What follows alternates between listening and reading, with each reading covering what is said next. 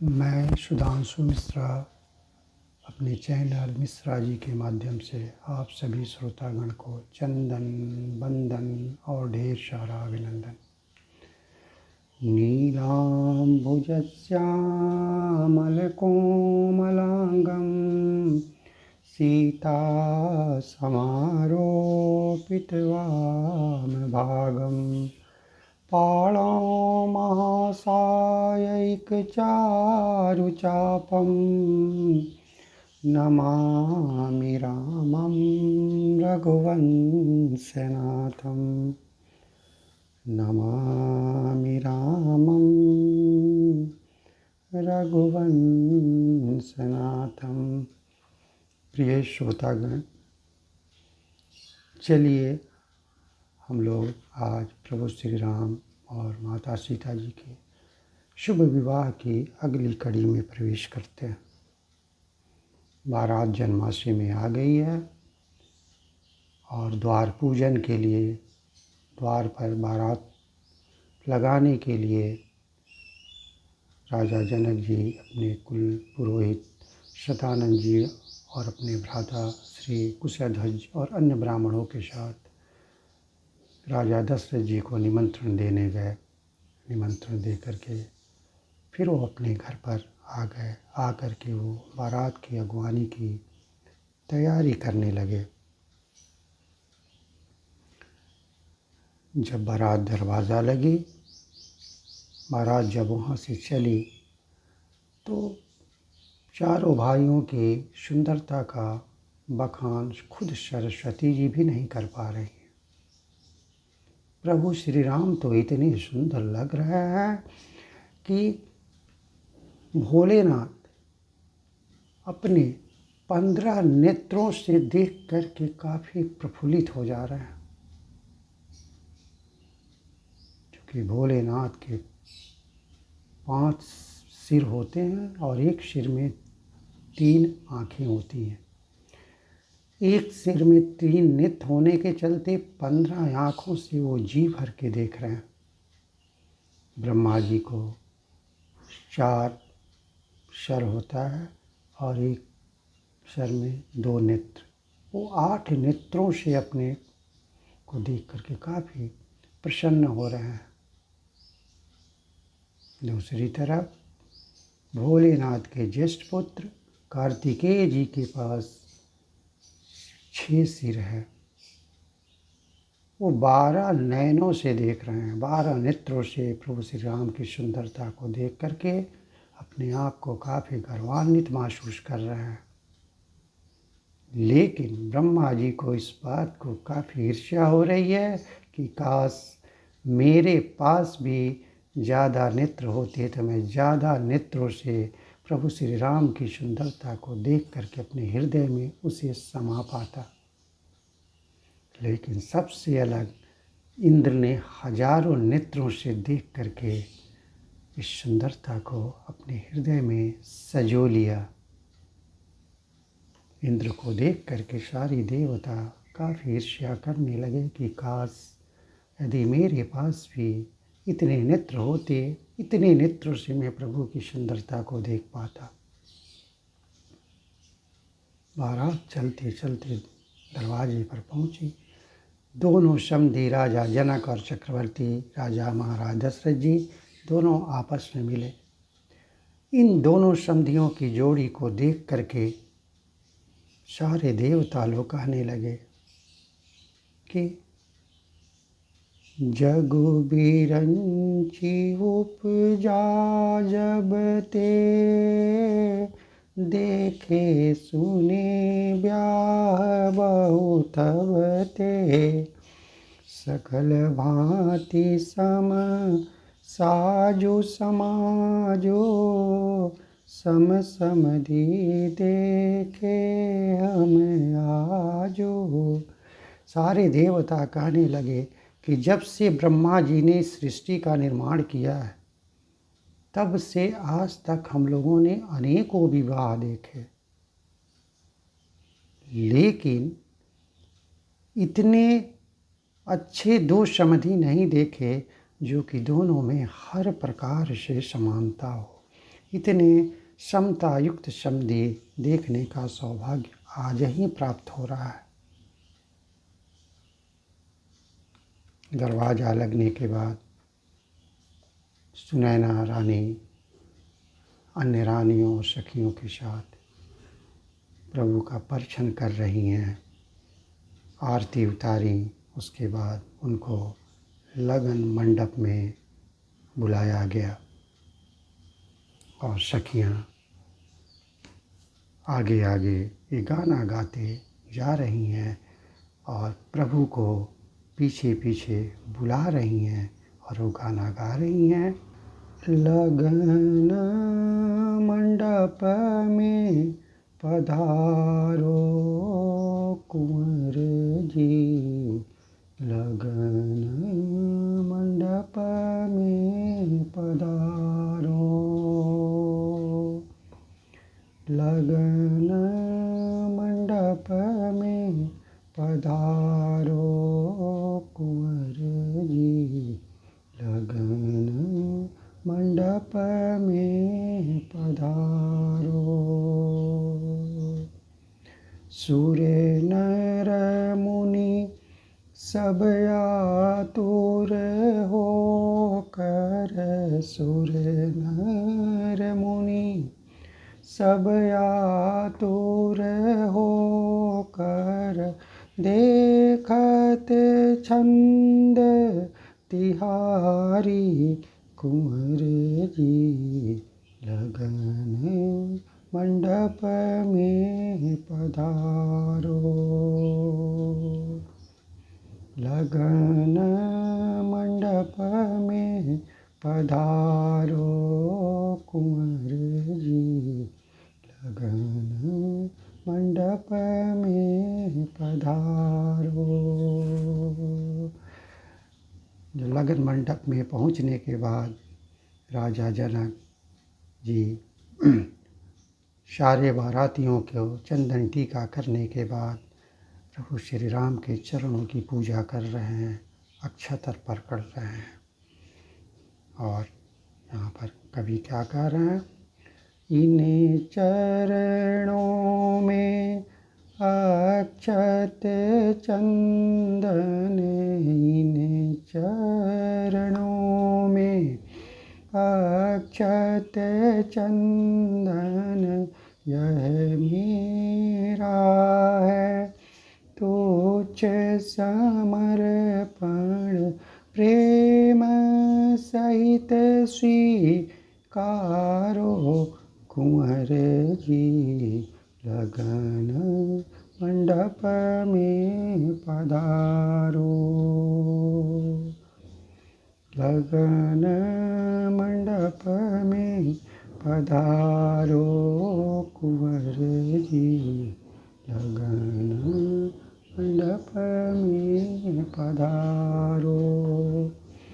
प्रभु श्री राम लगन मंडप में गए, उनकी विधिवत रानियाँ आरतियाँ उतारी, जो अपना कुल रीति का विधि विधान था उसको की।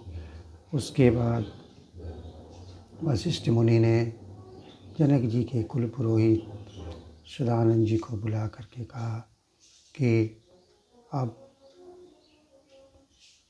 माता सीता को बुलाया जाए।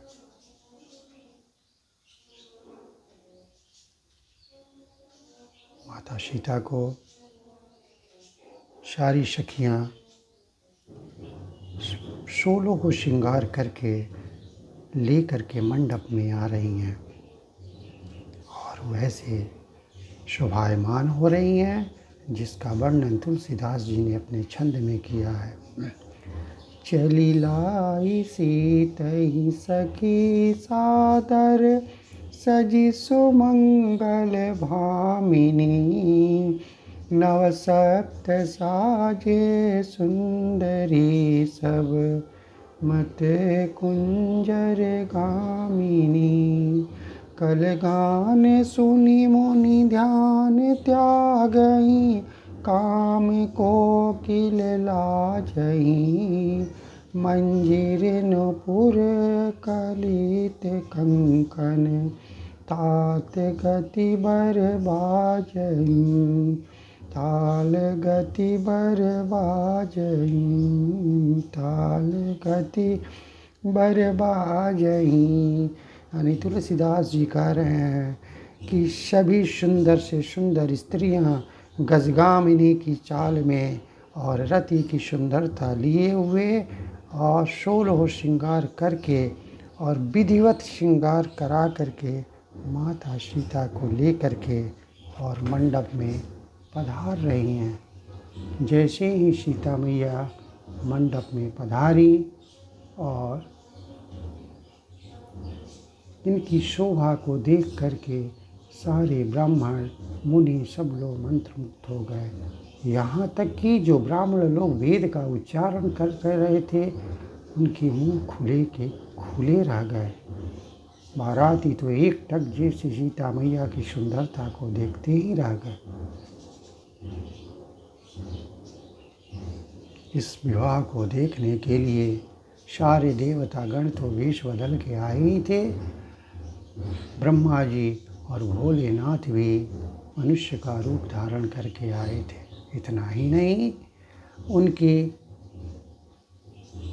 पत्नी लोग यानी कि ब्रह्माणी, सची, पार्वती जी और सरस्वती जी सब लोग अपना अपना रूप बदल करके इस विवाह में भाग ली थी, ताकि नज़दीक से इस शुभ विवाह को देखा जा सके और अपने जीवन को धन्य बनाया जा सके।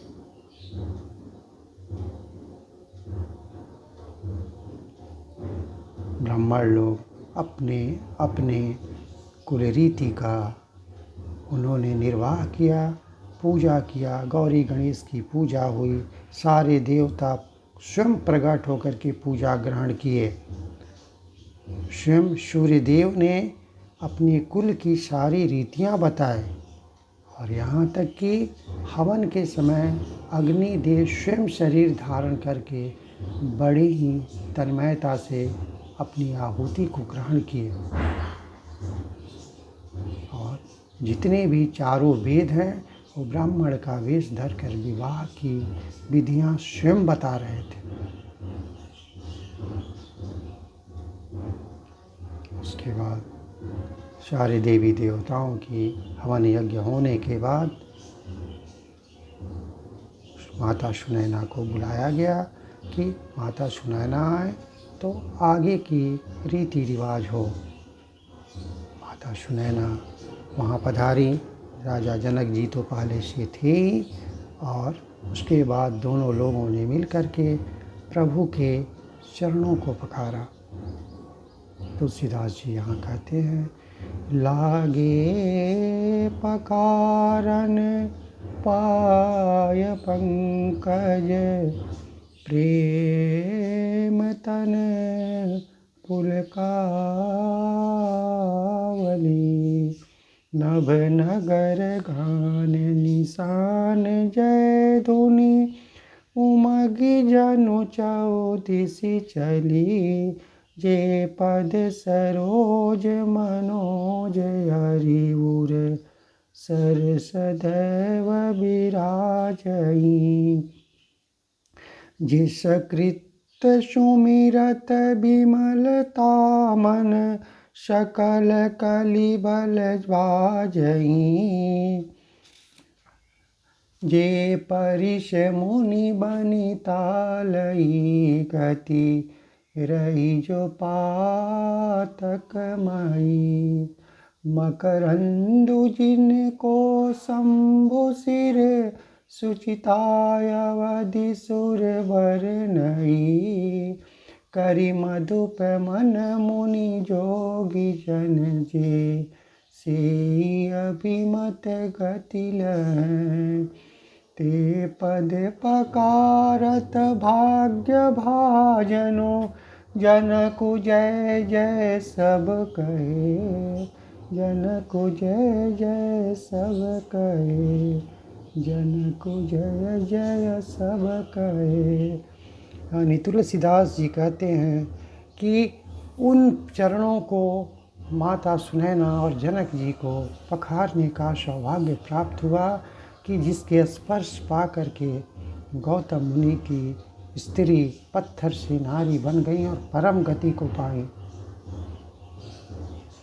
जिनके चरणों से गंगा जी निकली और स्वयं भोलेनाथ अपने मस्तक पर उनको विराजमान किए हुए हैं। वो चरण बड़ी भाग्यशाली है जिनको कि आज पखारने का सौभाग्य प्राप्त हुआ है। चरण पखारने के बाद साखोचार का विधान हुआ। दोनों कुलगुरुओं ने वर और कन्या की हथेलियों को मिलाकर साखोचार किए। साखोचार में होता यही है कि दोनों पक्ष के पुरोहित कन्या और वर के कुल के बारे में बताते हैं, चर्चा करते हैं। तत्पश्चात राजा जनक और सुनैना माँ ने मिलकर के दोनों का कन्यादान किया। जिस प्रकार हिमवान ने शिव जी को पार्वती जी को दिया, इस प्रकार सागर ने भगवान विष्णु को लक्ष्मी जी दी थी, उसी तरह श्री रामचंद्र जी को जनक जी और सुनैना ने सीता जी को समर्पित किया। ये दृश्य देख करके राजा जनक तो विदेह हो गए, यानी कि उनकी देह की कोई शुद्ध बुद्धि ही नहीं रही। चारों तरफ पंचशक्त और पंचध्वनियों का गुंजायमान हो गया। उनके स्वर से, उनकी ध्वनि से, संगीत से चारों तरफ का वातावरण खुशनुमा हो गया। उसके बाद उन्होंने आदरपूर्वक 7 फेरे दिलवाए। 7 फेरे देने के बाद उन बच्चों को कोहबर में ले गया। 7 फेरे देने के बाद फिर वशिष्ठ जी की आज्ञा पाकर जनक जी ने अपने परिवार की तीनों पुत्रियों, यानी कि सीता मैया की छोटी बहन उर्मिला जी और जनक जी अपने छोटे भाई कुशध्वज की 2 पुत्रियां मांडवी माँ और सुकृति का विवाह निश्चित हुआ। यानी कि भरत भैया की शादी मांडवी मैया से, लक्ष्मण भैया की शादी उर्मिला मैया से और शत्रुघ्न भैया की शादी सुकृति मैया से संपन्न हुआ। प्रभु श्री राम और सीता मैया की शादी के बाद इन तीनों भाइयों का भी विधिवत मंडप में शादी संपन्न हुआ। चारों मंडप ही कहीं साथ बने थे और चारों मंडप में सबकी शादी संपन्न हुई। शादी संपन्न करने के बाद ये सब लोग को लेकर के रानियां और सखियां गईं कोहबर में। कोहबर उसे कहते हैं जहाँ पर कुलदेवी का स्थान होता है। वहाँ पर गए। कोहबर में जाने के बाद वहाँ की सखियाँ गाना गा रही हैं। सखियाँ गाना के माध्यम से बता रही हैं।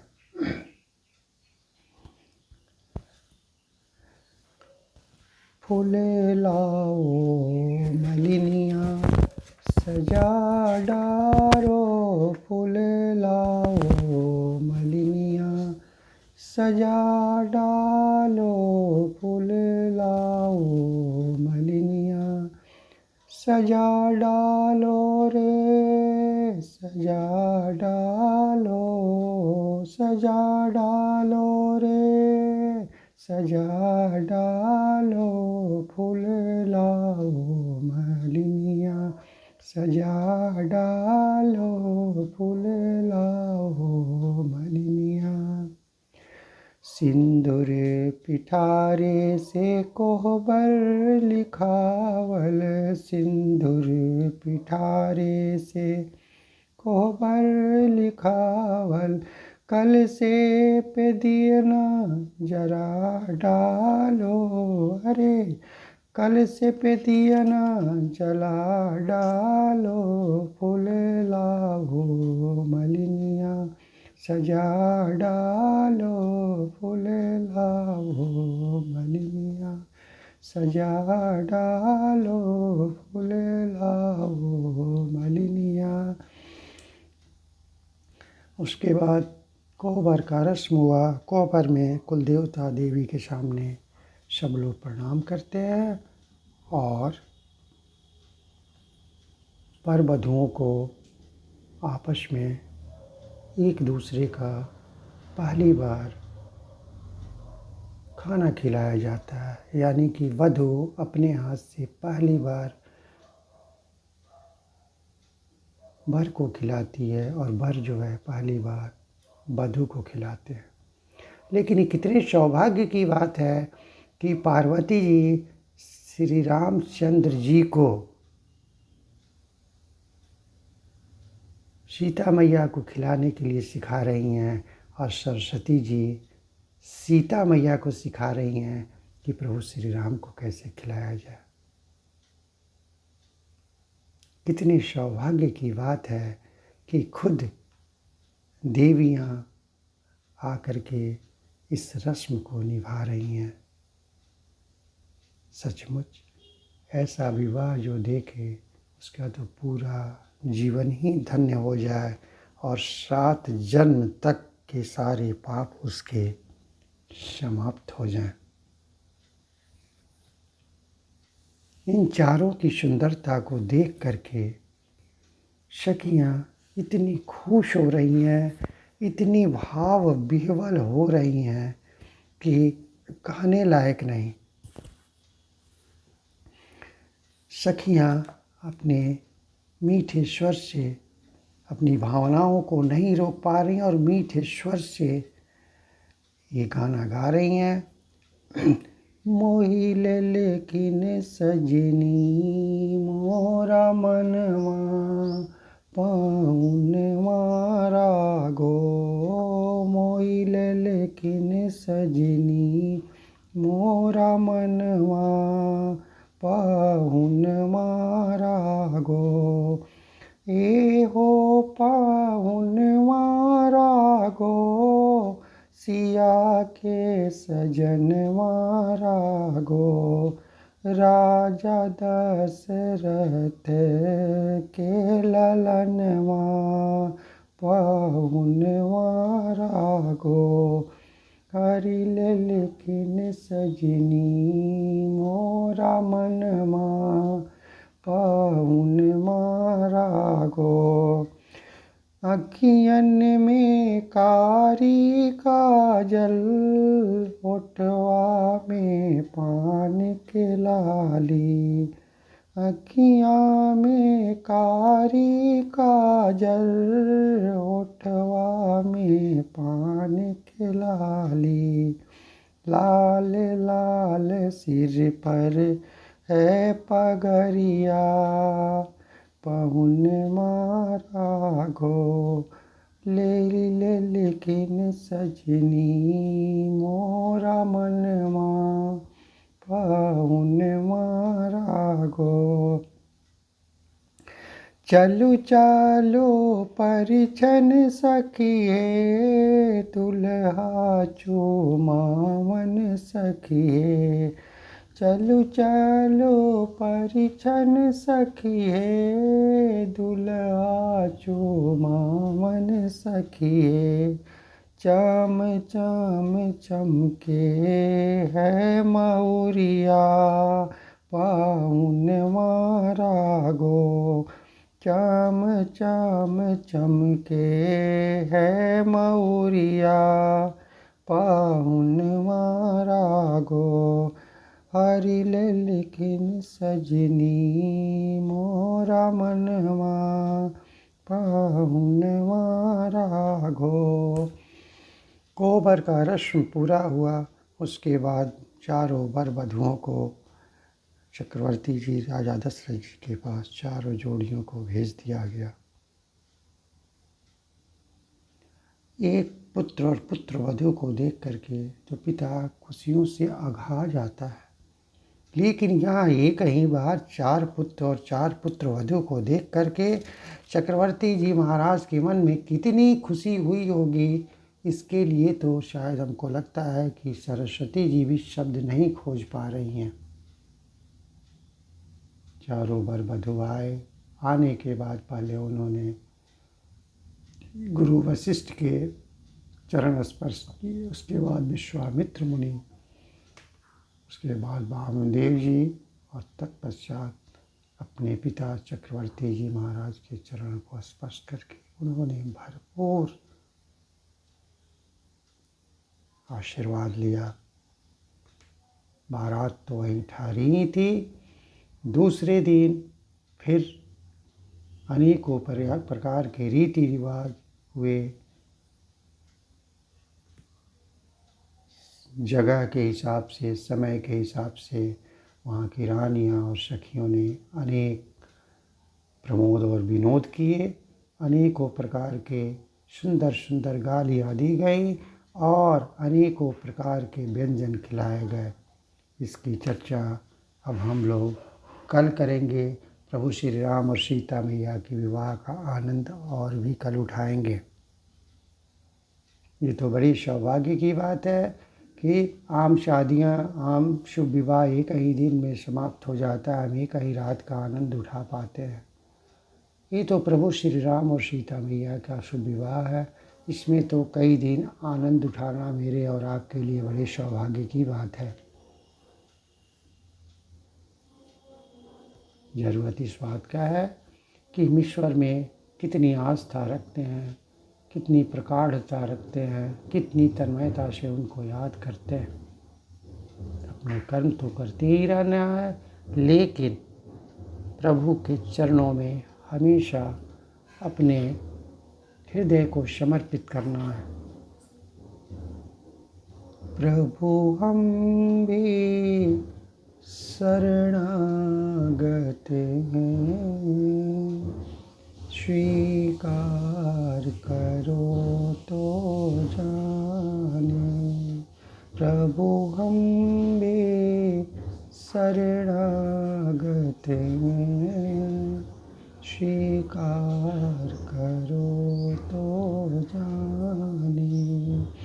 अब हमें पतित से पावन सरकार करो तो जाने।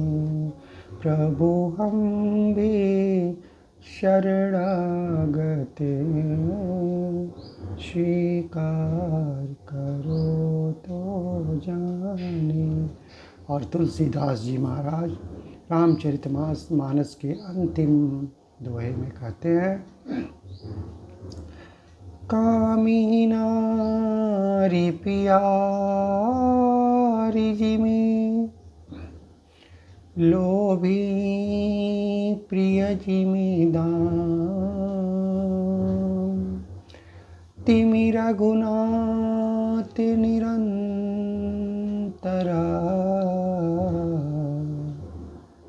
प्रिय लागहु मोहि राम। कामी नारी प्यारी जिमी, लोभी प्रिय जिमी दान। तिमि रघुनाथ निरंतरा,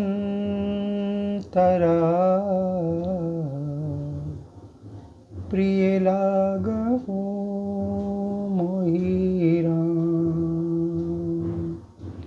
प्रिय लागहु मोहि राम। प्रिय लागहु मोहि राम।